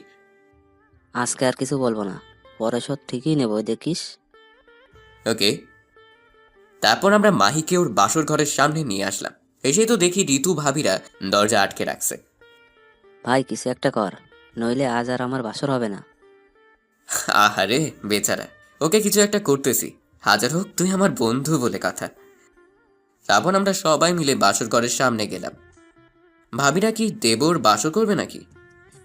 মাহি কিছু বলছে না, শুধু আমার দিকে তাকাচ্ছে। আমি বুঝতে পারলাম ঘটনা, তাই বললাম, ভাবি, এসব আবার বলা লাগে নাকি? তোমরা কি করনি নাকি? জানো না বুঝি যে জিজ্ঞেস করতেছো? যদি নাই করে থাকো তাহলে বলো, আমি আর আবিদ আছি তোমাদের জন্য। মাহিকে আজকে যেতে দাও, ওর বউ অপেক্ষা করতেছে। ভাবিরা তো ছাড়বেই। অনেক কষ্টে মাহিকে ঘরে পাঠালাম। এই মধ্যে ঋতুর দিকে তাকিয়ে দেখি আমার দিকে চোখ লাল করে তাকিয়ে আছে। আমি তো ভয়ে শেষ। তারপর আর একটু মজা করে ভাবিরা চলে গেল, আর আমি আর আবিদও যেতে লাগলাম। হঠাৎ কোথা থেকে ঋতু এসে বলল, আবিদ ভাইয়া তুমি যাও, তোমার বন্ধুর সাথে আমার কথা আছে। আচ্ছা। তখনই ঋতু আমার কলার ধরে একটা ঘরে নিয়ে গেল আর দরজা বন্ধ করে দিল। তখন আমি বললাম, কি ব্যাপার, দরজা বন্ধ হলে কেন? চুপ, একটাও কথা বলবি না তুই। আমি বুঝলাম সে এখনো রেগে আছে। রেগে আছো? দাঁড়া, তোর মজা দেখাচ্ছি। বলেই আমার গলা চেপে ধরলো। ছাড়ো, কি করছো? লাগছে তো, মরে যাব। যা, তুই মরেই যা। তুই মরে গেলে আর ভাবিদের সাথে টাঙ্কি মারতে পারবি না। আচ্ছা, আর কখনো এমন হবে না, প্লিজ ছেড়ে দাও। কিন্তু সে ছাড়ছে না, তাই আমি বাধ্য হয়ে ওর মাথার পিছনে হাত দিলাম আর চুল মুঠো করে ধরে 4 ঠোঁট এক করে দিলাম। আমার এমনটা করায় ঋতু মনে হয় বরফ হয়ে গেছে। একটু পর আমি তাকে ছেড়ে দিলাম। একটু পর শান্ত হয়ে ঋতু আমাকে বলল, কেন করো তুমি এমনটা? জানো না তোমার পাশে অন্য কাউকে ভাবতেও পারি না আমি? আর তুমি কি না? তখন ঋতুকে জড়িয়ে ধরলাম। তারপর ওকে বললাম, আরে পাগলি, আমি তো মজা করি সবার সাথে, তুমি বুঝো না? আর হ্যাঁ, আমি কখনোই তোমাকে ছাড়া অন্য কাউকে ভালোবাসবো না, প্রমিস। আর তোমাকে কখনো ছেড়েও যাব না। কিন্তু তাও এসব আর তুমি করবে না। আচ্ছা ঠিক আছে। তো রাতে তো খাওনি, তাই না? সেটা আমি জানি। তুমি দাঁড়াও, আমি খাবার নিয়ে আসছি। বলেই সে নিচে চলে গেল খাবার আনতে। আমি তখন ভাবতে লাগলাম, আসলে পাগলিটা আমাকে অনেক ভালোবাসে। একটু পর ঋতু খাবার নিয়ে আসলো আর বলল, খেয়ে নাও। খাবো না। কেন? যদি কেউ খাইয়ে দেয় তাহলে তো খেতেই পারি। ওই, আমি কি তোমার বউ নাকি যে খাইয়ে দিব? বউই তো, আর শুধু বউ না, আমাদের ভবিষ্যৎ সন্তানের আম্মু তুমি। বলেই পেছন থেকে জড়িয়ে ধরলাম। হয়েছে, এখন ছেড়ে দাও আর আসো, তোমাকে খাইয়ে দিই। তারপর ঋতু আমাকে আর আমি ঋতুকে খাইয়ে দিলাম, কারণ আমি জানি সেও খায়নি। তারপর ঋতু আমাকে গুড নাইট দিয়ে মাহির সব কাজিনদের কাছে গেল ঘুমাতে। আর এইদিকে আমরা কয়েকজন বন্ধু মিলে ঘুমিয়ে পড়লাম। ওইদিকে মাহি আর মেঘলা ভালোবাসার সাগরে ডুব দিচ্ছে, কারণ আজকে তাদের ভালোবাসা সম্পূর্ণ হলো। সকালবেলা আমরা সবাই ঘুম থেকে উঠে কাজ করতে লাগলাম। এভাবে সকাল থেকে দুপুর হতে লাগলো। মেয়ের বাড়ির লোকজন সবাই আসতে লাগলো। আবিদের তো কোনো খবরই নাই, কারণ সাদিয়া আসছে না, ওর সাথেই ব্যস্ত। তারপর দুপুরে খাবার খাওয়ার পর সবাই চলে যেতে লাগলো। আর এইদিকে আবিদ সাদিয়ার নাম্বার নিয়েছে। আর হ্যাঁ, সাদিয়াও আমাদের কলেজেই পড়াশোনা করে, সেও আমাদের 1 বছরের বড়। আমি বুঝতেছি না, আমাদের 3 বন্ধুর কপালে কি শুধু সিনিয়র মেয়েই আছে নাকি? তারপর এভাবে দিন চলে গেল, আমরাও বাসায় চলে আসলাম। তারপর থেকে আমরা, মানে আমি আর ঋতু একসাথে কলেজে যাই আসি। মাহি আর মেঘলাও একসাথে আসে যায়। আবিদও সাদিয়াকে পটানোর চেষ্টা করছে। এভাবে কয়েকদিন চলে যায়। আজকে রবিবার কলেজে এসেই আবিদ বলল, বন্ধু, আজকে আমি সাদিয়াকে প্রপোজ করব। ওকে, করিস। বন্ধু, তুই একটা ভালো করে প্রপোজ বলে দে না প্লিজ। শেষমেশ আমাকেই আবার ধরলি তোরা। দে একটা বলে, এত করে যখন বলতেছে। তুই চুপ কর। দে না দোস্ত, প্লিজ। ওকে, দিতেছি, বেশি নাটক করতে হবে না। তারপর আমি আবিদকে প্রপোজ বলে দিলাম। ও তো সেই খুশি। একটু পর সাদিয়া আসলো। সাদিয়া আমাদের কাছে আসলো তখনই আবিদ ওর সামনে হাঁটু গেড়ে বসে একটা গোলাপ ফুল সামনের দিকে ধরে বলল, প্রপোজের কথা যা আমি শিখে দিলাম।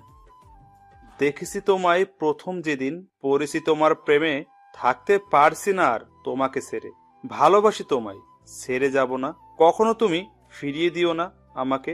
বড্ড বেশি ভালোবাসি তোমায়, তাই ভালোবাসার কথা বলতে করতেছি না দ্বিধা, তুমি শুধু আমার। I love you Sadia. তারপর সাদিয়া আবিদের ফুলটা নিল আর প্রপোজ অ্যাকসেপ্ট করলো। তারপর তারা একে অপরকে জড়িয়ে ধরলো। একটু পর আমি বললাম, হয়েছে, এখন তো ছেড়ে দে, এটা কলেজ। তারপর তারা একে অপরকে ছেড়ে দিল। তারপর আমি আবারও বললাম, চল আবিদ, আজকে তুই খাওয়াবি, আমাদের সেই দিন আমার থেকে খাইছিলে। ঠিক ঠিক, চল। তারপর সবাই মিলে রেস্টুরেন্টে গেলাম। সেখান থেকে খাওয়া দাওয়া করে সবাই যার যার জিএফ নিয়ে ঘুরতে বের হলাম। ওরা ওদের মনে চলে গেল, আর আমি আর ঋতু আমাদের মতো এভাবেই সন্ধ্যার সময় বাসায় আসলাম। বাসায় আসতে মা ডাকছিল, তাই ওনার রুমে গেলাম। তখন মা বলল, দেখো তো ঋতুর জন্য ছেলেটা কেমন হবে। না দেখেই বললাম, বাদ দাও না, আমাকে এইসব দেখাচ্ছ কেন? তোমরা যা হয় করো। আরে একবার তো দেখো, তুই তো ঋতুর একটা ভাই, তাই না? তারপর মায়ের জোড়াজুড়িতে আমি ছবিটা দেখলাম, আর দেখেই আমি হা হয়ে গেলাম। একবার ছবির দিকে তাকাচ্ছি তো একবার মায়ের দিকে তাকাচ্ছি। মা দেখেই হাসতেছে। তখন মা বলল, কি ভেবেছিস আমরা কিছু বুঝি না? আর সুইটি আমাদের সবই বলেছে। আরে গাধা, তুই না বললেই কি, আমরা তোর সাথেই ঋতুর বিয়ে দিতাম, আর সেজন্যই তো ঋতুকে আমাদের এখানে আনছি। কি? হুম। মা সেটা ঠিক আছে, কিন্তু ঋতুকে এসব বলবে না, ওকে? কেন? সারপ্রাইজ দিব। ওকে। আমি আর কিছু না বলে ঘরে চলে আসলাম। এসে ফ্রেশ হয়ে ঋতুর রুমে গেলাম। দেখলাম ও মাত্র ফ্রেশ হয়ে এসে আয়নার সামনে বসে আছে। আমি চুপি চুপি ওর কাছে গেলাম আর পেছন থেকে ওকে জড়িয়ে ধরলাম। আর ও কেঁপে উঠল আর বলল, কে কে? আমি তোমার পিচ্চি হবু বর গো। ভয় পাইছো নাকি? ভয় পাবো না কেন? এভাবে হুট করে কেউ জড়িয়ে ধরে? সরি, কিন্তু কি করব বলো, তোমাকে দেখলে নিজেকে যে সামলাতে পারি না। তাই তো মশাই, আমাকে যদি পেতে চাও তো শাশুড়ি মা থুকু মামিকে আমাদের ভালোবাসার কথা বলতে হবে না। না থাক, বলবো না আমাকে।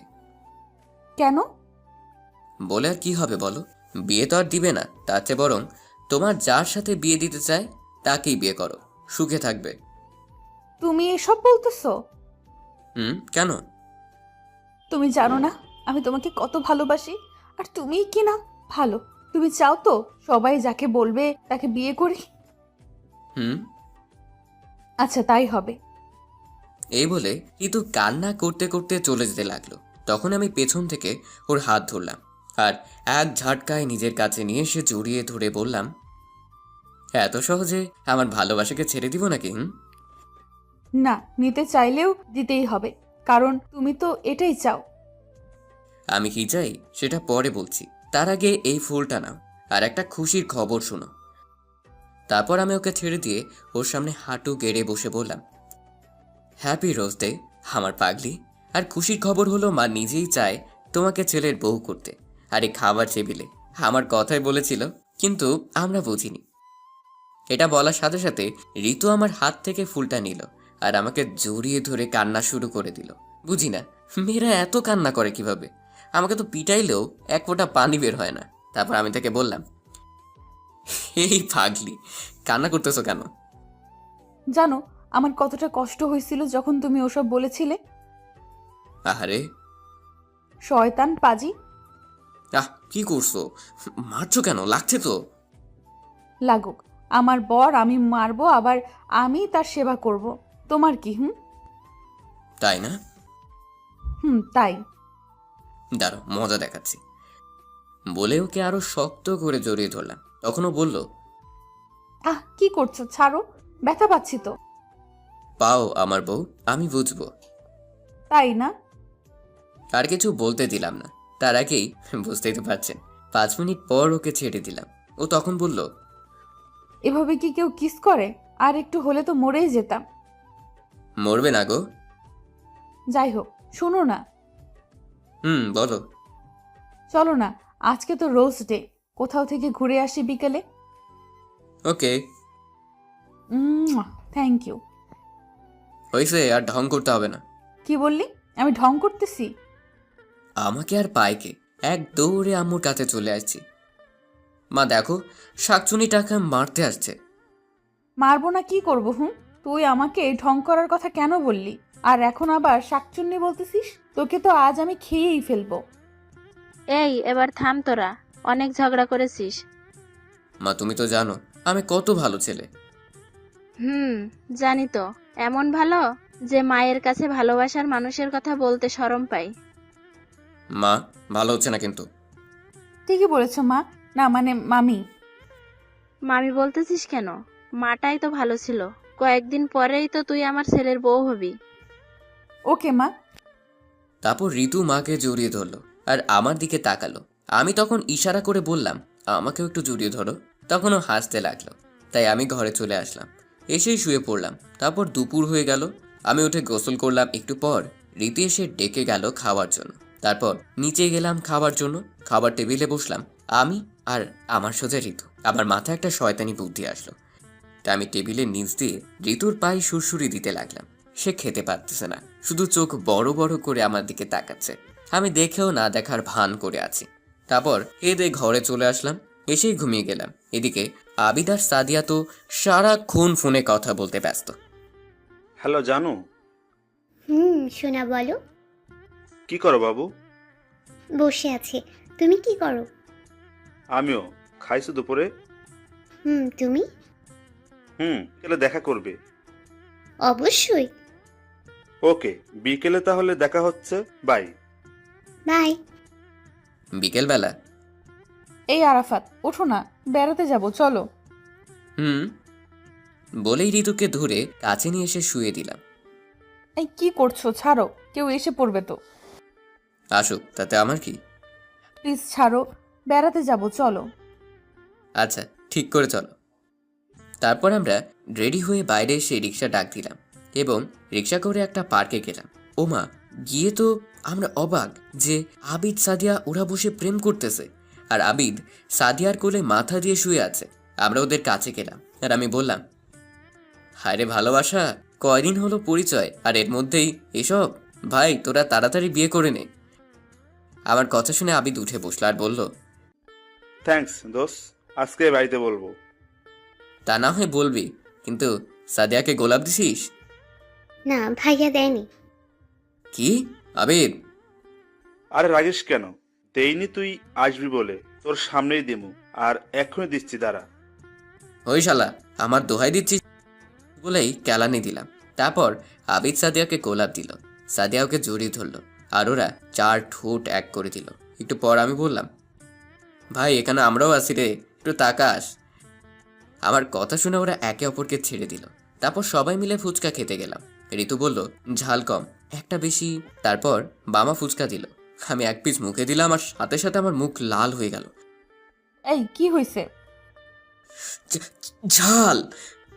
মামা, ওটাতে ঝাল আসলো কেমনে? ভুলে চলে গেছে মনে হয়। পানি দেন। পানি তো নাই আপা, শেষ হয়ে গেছে। কি? আর এদিকে আমার ঝাল কমছেই না, তাই ঋতু আর কোনো কিছু না বুঝে আমার ঠোঁটের সাথে ওর ঠোঁট মিলিয়ে দিল। আবিদ সাদিয়া তো অবাক হয়ে দেখতেছে আর হাসতেছে। একটু পর ঋতু আমাকে ছেড়ে দিয়ে বলল, এবার কি ঝাল কমছে?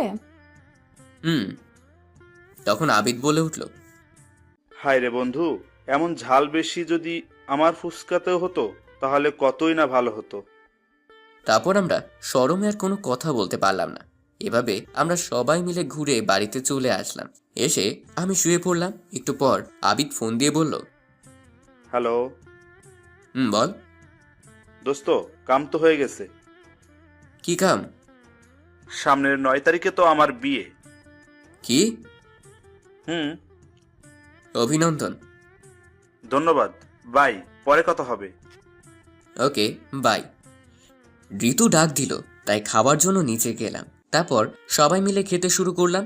হঠাৎ আব্বু বলে উঠল, প্রেম তো ঠিকই করিস, সেটা বলতে পারিস না? না মানে আব্বু।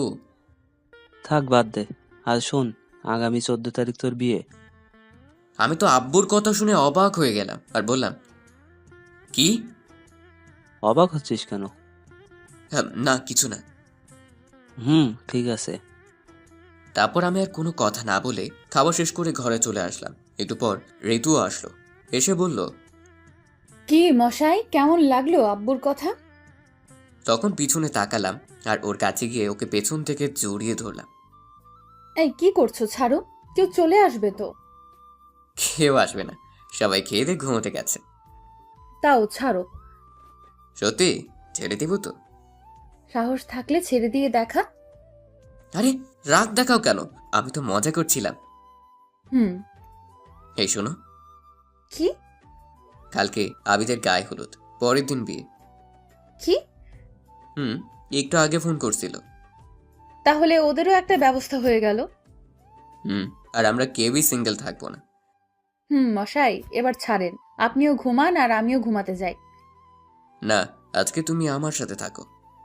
ইস, শখ কত! আর তো কয়েকটা দিনই, তারপর তো আমরা এক হয়ে যাব। আমার যে আর এই কয়দিনই যাচ্ছে না। হয়েছে, এখন ঘুমাও। সকালবেলা? এই আরাফাত, ওঠো, সকাল হয়ে গেছে। কি করতেছো? ওঠো। আরে বাবা, উঠতেছি, এত রাগ দেখাও কেন? কালকে যে বললে আবিদের গায়ে হলুদ, আজকে তো আবিদ তো তোমাকে নিতে আসছে। কি? ওকে ওকে, উঠতেছি। তারপরও নিচে চলে গেল আর আমি উঠে ফ্রেশ হয়ে নিচে গেলাম। দেখি আবিদ বসে আছে। কিরে, তুই এখানে? আসতেই হলো তোর বাড়িতে দাওয়াত দিতে আর তোকে আর ঋতুকে নিতে। আচ্ছা, বুঝলাম। এখন চল। আন্টি, আপনারা কিন্তু অবশ্যই আজকে বিকালে যাবেন। তারপর আমরা সবাই মিলে চলে গেলাম। আমি জানি কি জন্য নিতে আসছে, মার্কেটে যেতে হবে যে। একটু পর আমরা সবাই মিলে একটা মার্কেটে চলে আসলাম। ওমা, এসে দেখি মাহি, মেঘলা, সাদিয়া সবাই দাঁড়িয়ে আছে। আমরা ওদের কাছে যেতেই, কিরে এতক্ষণ লাগে তোদের আসতে? আর বলিস না, মেয়েদের সাজাতে কতক্ষণ লাগে জানিস না? ওই এখন আমার দোষ তাই না? আমি শাস্তিছিলাম, তুমি যে ঘুমিয়েছিলে তার বেলা। আচ্ছা বাদ দাও, চলো সবাই ভেতরে। তারপর সবাই মিলে বিয়ের মার্কেট করে বাসায় চলে আসলাম, কারণ বিকেলে আবার গায়ে হলুদ। তারপর বাসায় আসার সময় বলে আসলাম 14 তারিখ আমার আর ঋতুর বিয়ে। সবাই অভিনন্দন জানালো। তারপর বাসায় চলে আসলাম। বাসায় এসে গোসল করে খাওয়া দাওয়া করলাম, তারপর ঘুমিয়ে গেলাম। আসলে আমার শরীরটা খারাপ লাগতেছে, তাই আর ওর বাড়ির কোনো কাজে গেলাম না। বিকেলে তাড়াতাড়ি করে আমি আর ঋতু ওদের বাড়িতে চলে গেলাম। বাবা মা আজকে নাকি যাবে না। তারপর থেকে আমিও টুকটাক কাজ করতে লাগলাম। এভাবে সন্ধ্যা হয়ে গেল, আর তারপর থেকে গায়ে হলুদের অনুষ্ঠান শেষ হলো। রাতে আমরা আর বাড়িতে আসলাম না। পরের দিন সকালে তাড়াতাড়ি ঘুম থেকে উঠে আমরা সবাই কাজ করতে লাগলাম। তারপর দুপুর প্রায় হয়ে গেল।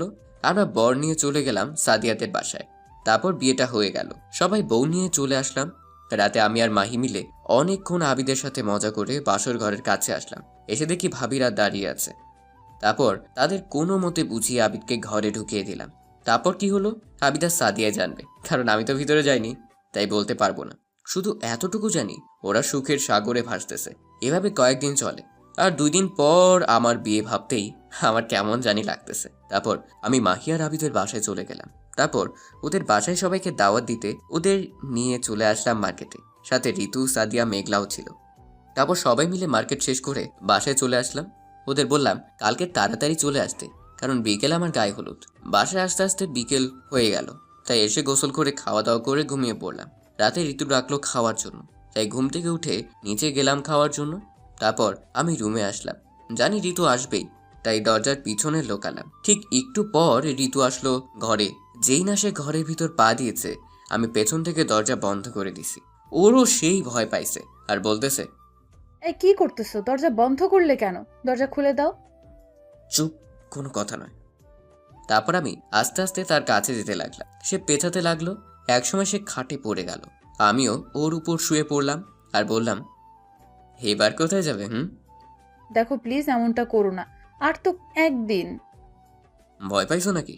ধুর পাগলি, আমি তো মজা করছিলাম। ভয় পাবো না? এরকম মজা কেউ করে? আচ্ছা সরি। তাড়াতাড়ি ঘুমিয়ে পড়ো। বলেও চলে গেল আর আমি ঘুমিয়ে পড়লাম। পরের দিন সকালে ঋতু এসে আমাকে ডাক দিল। আমি ঘুম থেকে উঠে ফ্রেশ হয়ে নিচে গিয়ে দেখি বাড়িটা সুন্দর করে সাজানো হয়েছে। মাহি আর আবিদকে দেখলাম খুব কাজ করতেছে। আমার তো কোনো কাজ নাই। এভাবে সন্ধ্যা হয়ে গেল আর গায়ে হলুদের অনুষ্ঠান শুরু হলো। আমরা সবাই খুব মজা করলাম। রাতে আমি আর ঋতু, আবিদ আর সাদিয়া, মাহি আর মেঘলা সবাই মিলে খুব নাচ করলাম। আসলে এই তো আমাদের এখানে থাকছে, তো তাই এখান থেকেই বিয়েটা হচ্ছে। তারপর সবাই যার যার মতো করে ঘুমিয়ে পড়লাম। পরদিন সকালে তাড়াতাড়ি ঘুম থেকে উঠলাম, কারণ আজকে আমার বিয়ে। তারপর ফ্রেশ হয়ে ঋতুর রুমে গেলাম। দেখলাম কয়েকজন মিলে ঋতুর সাথে মজা করছে। আমাকে দেখে একজন বলল, আরে দুলাভাই যে আসেন, বউকে ছাড়া মন ছটফট করছিল বুঝি। বাকিরাও হাসতে লাগলো। কোনো কথা বললাম না, সোজা নিচে চলে আসলাম। তারপর দুপুর হয়ে গেল, আমাদের বিয়েটাও হয়ে গেল। এখন শুধু ভাবতেছি রাত কখন হবে। তারপর রাত হয়ে গেল, কিন্তু মাহি আর আবিদ আমাকে নিয়ে ছাদে গেল। বলতেছে চল আড্ডা দিব। আমি আগেই জানতাম এরা এমনই করবে, কারণ আমিও যে ওদের সাথে এমনটা করেছি। রাত 1টা বাজবে এমন সময় আব্বু আসলো। এসে বলল, কিরে, ঘরে বউ রেখে এখানে কি করিস? যা ঘরে যা। আঙ্কেল, অনেকক্ষণ থেকে আমরাও বলছি, শুনছে না। দিল একটা বাস জায়গা মতো। তারপর আমি আমার বাসর ঘরের সামনে দাঁড়িয়ে আছি। ভিতরে যেতে কেমন জানি লজ্জা করতেছে। তারপর কোথা থেকে ভাবিরা আর ওই হারামি 2টা এসে ধাক্কা দিয়ে ঘরে ঢুকিয়ে দিল আর বলল, সাবধানে বিড়াল মারিস। তারপর আমি ভিতরে ঢুকে দরজা বন্ধ করে দিলাম। ঋতু এসে আমার পা ধরে সালাম করলো আর বলল, যাও ওযু করে আসো, 2 রাকাত নামাজ পড়বো। তারপর আমি অজু করে আসলাম। তারপর নামাজ পড়লাম এবং ওখান থেকে ঋতুকে কোলে করে বিছানায় নিয়ে গেলাম। তারপর ওকে শুয়ে দিয়ে 4 ঠোঁট এক করে দিলাম এবং আমি ঋতুর বুকের উপর থেকে শাড়ির আঁচল থেকে দিয়ে ওর বুকে মুখ ডুবিয়ে দিলাম। হয়েছে, অনেক পড়ছেন। আমাদেরও তো শরম বলতে কিছু আছে নাকি? আর এভাবেই আরাফাত আর ঋতু ভালোবাসার সাগরে ভাসতে লাগলো, কারণ তাদের ভালোবাসা আজকে পবিত্র বন্ধনে আবদ্ধ হলো।